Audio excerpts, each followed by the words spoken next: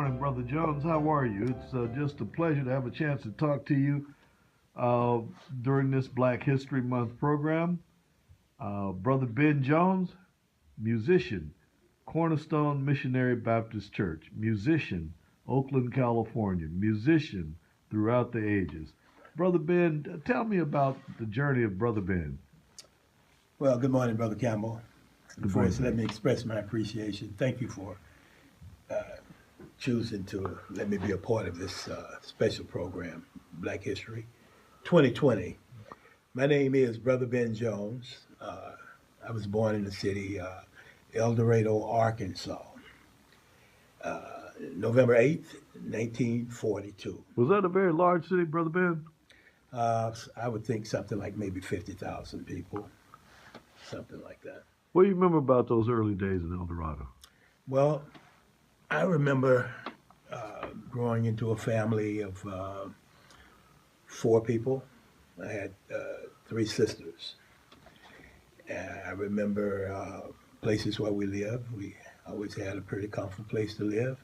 I remember going to grade school, junior high school, and senior high school. I remember studying. I was a member of the school band eventually. In what grade did you start in the school band? I think I was in the ninth grade, actually. How'd that come about? How'd you come to be in the band? Well, I went to summer camp one summer and I chose the trumpet. Yeah. But I had been taking piano lessons prior to that, so it was a little easier for me. So you did all your high school there in Arkansas. Yes, I did. Okay. Did you go to college? But I went to the military first. Okay, went to the military. How old were you when you joined the military? It was in my 17th year. Is that right? Yeah. And what branch of military did you join? I joined the United States Marine We Corps. appreciate your service. How long were you in the Corps? I was in the Corps for 4 years. Okay. So you went to the Corps after high school, and you came out of the Corps. Did you go to work? Did you go to college? What did you do then? Well, my first job out of the Corps, I worked for UC Medical Center in San Francisco for 1 year. Okay. Then I went on the road with the blues band. Blues band. Yeah. So Lil you were Milton. one of the original Blues Brothers. Well, I played with Lil Milton's Lil band. Milton. Yeah. Lil Milton. And we landed in Baltimore, Maryland. We played at the Royal Theater for 2 weeks. What was one of Lil Milton's songs? Do you remember one of his famous songs? Yeah, we gonna make it. We're gonna make it. Go ahead. All right. You want to sing it? No, sir. But you went on the road with Lil Milton. Yeah. As trumpet player. Okay. And we landed in Baltimore at the Royal Theater for 2 weeks. And that was my first experience with many black people at one time. I mean, doing something together. I met people like Maurice White. He was a drummer in the band that we had. Maurice White. I've heard that name. Maurice White, not of Earth, Wind, and Fire. Well, he said at that time, we're talking about somewhere like June 1965. Yes, sir. He's talking about the music business. Yes, sir. He said, I'm going to get me a part of this. And many years later, I came to realize Maurice White was the leader of the Earth, Wind, and Fire. My goodness. Still a legend. Yeah, great musician. He was a great musician even then, you know. But other people like Billy Stewart, James Phelps, Mitty Collier, some of the people that were... Benny Collier, Billy Stewart, those are big names in the musical industry. It was the people from Chess Records. So I guess the next thing would be my family. Okay. Yeah, growing up in my family, my mother was a church lady. My father was a working man. He drove the van for Allied Van Lines. Okay, moving company. Yeah, he was kind of absent a lot. He traveled to many diverse places across the country. Hard to make a living in those days. You had to do what you had to do. Well, that's what he did. Okay. So I grew up with a kind of a work ethic. Okay. My first job was selling newspapers. Is that right? Yeah, we were the contact group for the state press, which was Miss Daisy Bates' newspaper out of Little Rock, Arkansas. Okay. And my mother used to write a column in there. Is that right? Yeah. What kind of column did your mom write? It was about the community. Okay, community column. Yeah, the El Dorado community. You know. Right. That's all I know about it. Okay. So you you went on the road Oh, after the military. You worked with people that we've heard of with chess records. Someone told me you had some experience in military band. Is that true? Did you play in the military band? yeah, but that was after my active duty experience. Okay. So after I was discharged and I worked for a year at UC Medical Center, I went to undergraduate school. I went back to Arkansas. What school did you go to? University of Arkansas at Pine Bluff. Okay. Um, that school at the time, the name of that school was simply AM&N College. That's what it was. But they always had a good music program. I knew the teachers there. I knew the environment, things like that. So I felt very comfortable there. Okay. I think I had experiences there that I had great experiences there in music. Yeah.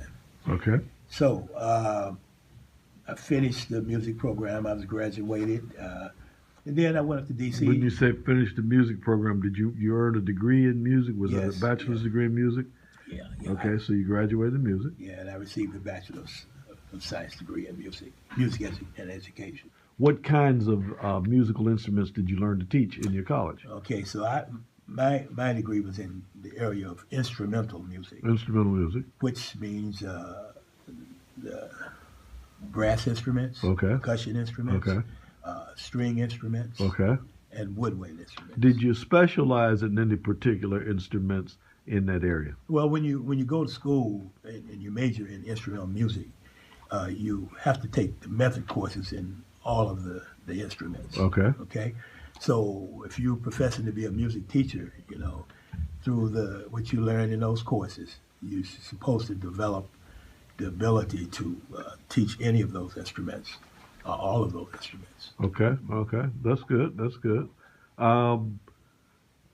In those brass instruments, are there any that you would say you have more expertise in and more familiarity in? Would you say that any of them that you're more responsible for?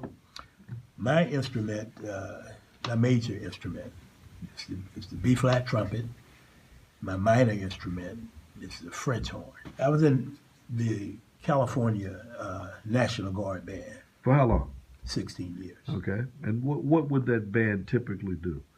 Well, we played for parade. We played for dances at the officers' clubs. We did concerts every year and special musical events, whatever in the state government that, they call for the music, then they would call our band.